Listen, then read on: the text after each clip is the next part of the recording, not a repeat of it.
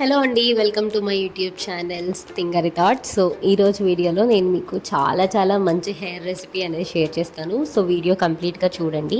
And మీరు ముఖ్యంగా చేయాల్సిన ఒక పని ఏంటంటే ఛానల్ని లైక్ చేయండి. అండ్ ప్రతి వీడియోని మీరు లైక్ చేస్తే మీ వల్ల రీచ్ పెరుగుతుంది, అది నాకు చాలా సపోర్ట్ అవుతుంది. అండ్ ఛానల్ కూడా సబ్స్క్రైబ్ చేసుకోండి. అండ్ ముందుగా నా వీడియో చూడడానికి వచ్చిన వాళ్ళందరికీ థ్యాంక్ యూ సో మచ్ అనమాట. సో ఈరోజు ఈ హెయిర్ రెసిపీలో అందరూ చెప్పేదే కదా, నువ్వు చెప్పే దాంట్లో గొప్పే ఉందని మీరు అనుకో. ఖచ్చితంగా ఉందండి. మీరు ఇది గనక వీక్లీ వన్స్ అలా 1 మంత్ వాడితే మీరు ఖచ్చితంగా మీ హెయిర్లో రిజల్ట్స్ చూస్తారు.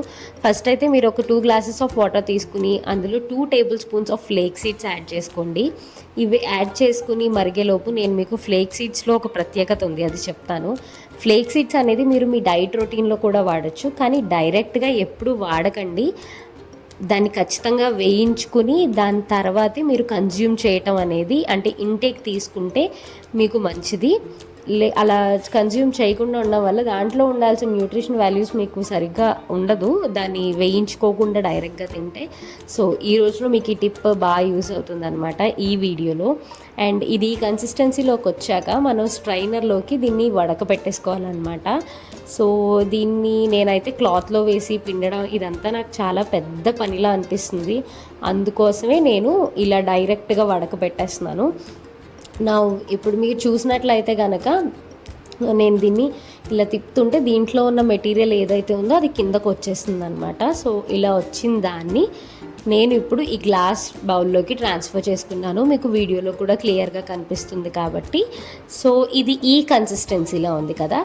ప్రెజెంట్ ఈ కన్సిస్టెన్సీలోకి వచ్చిన తర్వాత కొంచెం చల్లారిన తర్వాత ఇప్పుడు మనం చేయాల్సిన మెయిన్ పని ఏంటంటే 2 ఇవియాన్ వైటమిన్ ఈ క్యాప్సిల్స్ తీసుకోండి. ఆ వైటమిన్ ఈ ఆయిల్ని ఇందులో మిక్స్ చేసేయండి. దీంతో పాటు 2 టేబుల్ స్పూన్ ఆఫ్ ఆవదం, 1 టేబుల్ స్పూన్ ఆఫ్ గానుగు నూనె కూడా ఇందులో మిక్స్ చేయండి. అలాగే న్యాచురల్ కోకోనట్ ఆయిల్ ఉంటే అది మాత్రం మిక్స్ చేయడానికి ట్రై చేయండి. ఈ పారాషూట్లు లేదా వేరే బ్రాండ్లు అవి అన్నీ కూడా అంత అవసరం లేదనిపిస్తుంది. నేనైతే న్యాచురలే వాడతాను.